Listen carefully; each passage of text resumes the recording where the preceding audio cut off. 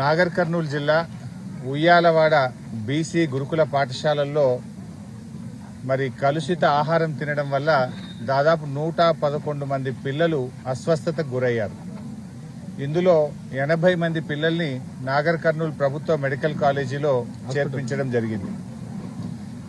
ముఖ్యంగా ఇలాంటి సంఘటనలు జరగడం చాలా బాధాకరం, దురదృష్టకరం. ప్రభుత్వం చేతగానితనం వల్ల, రాష్ట్ర ప్రభుత్వ నిర్లక్ష్యం వల్ల ఇటువంటి సంఘటనలు జరుగుతూ ఉన్నాయి. నేను ఇందాక ఒక అమ్మాయిని ఇక్కడ చెట్టు కింద మీరు చూసుంటారు, ఆసుపత్రిలో పిల్లలు చేరారని మా స్థానిక మాజీ ఎమ్మెల్యే మర్రి జనార్దన్ రెడ్డి గారు ఇలా సంఘటన జరిగింది రండి అంటే నేను ఇక్కడికి రావడం జరిగింది. మేము వస్తున్న విషయం తెలుసుకొని పిల్లల్ని హడావిడిగా కడుపు ఇంకా నొస్తుంది మాకు తగ్గలేదు అంటుంటే కూడా వాళ్ళందరినీ అమ్మఒడి వాహనాలు, ముఖ్యంగా గర్భిణీ స్త్రీలను బాలింతల్ని తీసుకుపోయే అమ్మఒడి వాహనాల్లో పోలీసులను పెట్టి పిల్లల్ని హడావిడిగా తీసుకొచ్చి మళ్లీ హాస్టల్లో చేర్పించారు. ఇక్కడ మీరు చూశారు చెట్టు కింద అమ్మాయికి క్యాండిలా కూడా తీయలేదు. యాక్చువల్గా ఎప్పుడు తీస్తాము, పేషెంట్ మంచిగా అయినాక ఆ క్యాండిలా తీసేసి స్టేబుల్ అయినాక ఇంటికి పంపిస్తారు జనరల్గా.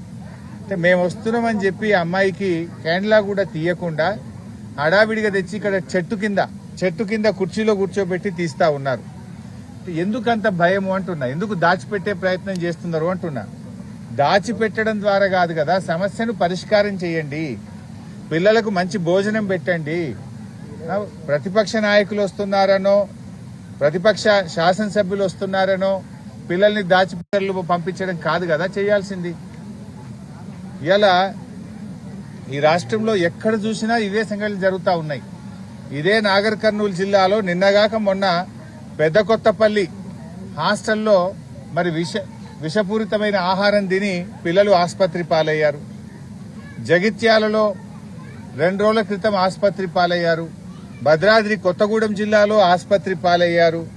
హుజూరాబాద్ లో బీసీ గురుకుల పాఠశాల పిల్లల్ని ఎలుకలు కొరికిన పిల్లలు ఆసుపత్రుల పాలయ్యారు.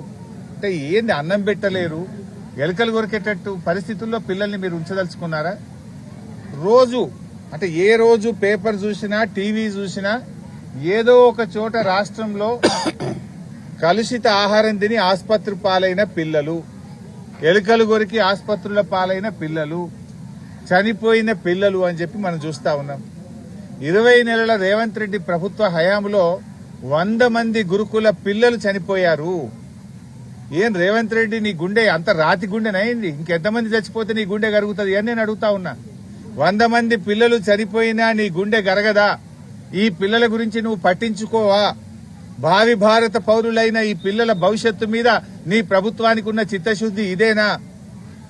3 లక్షల కోట్ల బడ్జెట్ ఉన్న ఈ రాష్ట్రంలో ఈ ఎస్సీ ఎస్టీ బీసీ పిల్లలకు కడుపు నిండా అన్నం పెట్టడం నీకు చేత కాదా? గత సంవత్సరం కూడా ఇట్లే జరిగింది. బీఆర్ఎస్ పార్టీ గురుకుల బాట బట్టి ప్రభుత్వం మీద ఒత్తిడి పెంచింది. అసెంబ్లీలో మేము మాట్లాడాం. రేవంత్ రెడ్డి గారు అప్పుడు ఏం మాట్లాడిండంటే, ఇక ముందు గురుకుల పాఠశాలల్లో ఎక్కడైనా కలుషిత ఆహారం పెడితే పిల్లలు ఆసుపత్రి పాలైతే సంబంధిత అధికారులు జైలుకే అని చెప్పి బాలల దినోత్సవం నాడు ప్రగల్భాలైతే బలికిండు రేవంత్ రెడ్డి. ఇక ముందు నాదే బాధ్యత, నేనే ఈ గురుకులాలను స్వయంగా సమీక్షిస్తా, నేనే చూసుకుంటా అని చెప్పి చెప్పిండు. మరి నువ్వు చూసుకుంటే ఏమైంది నాయన?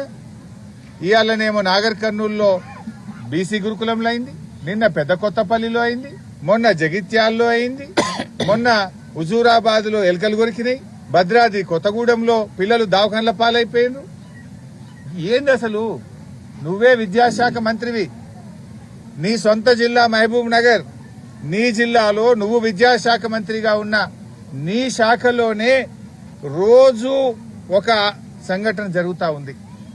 ప్రతిరోజు కూడా పిల్లలు ఆసుపత్రుల పాలైతా ఉన్నారు. 100 మంది చచ్చిపోయింది. ఇంకెంతమందిని చెప్తావు నువ్వు? ఇంత బాధ్యత లేదా నీకు? పట్టింపు లేదా? అరే అందాల పోటీలు పెడితే ₹1,00,000 ప్లేట్ భోజనం పెట్టినావు, ఈ పిల్లలకు 100 రూపాయలు పెట్టి కడుపు నుండి అన్నం పెట్టే శాతం అయితే లేదా? అందాల పోటీలు జరిగితే అందాల భామలను చూడడానికి 5 సార్లు పోయినావు.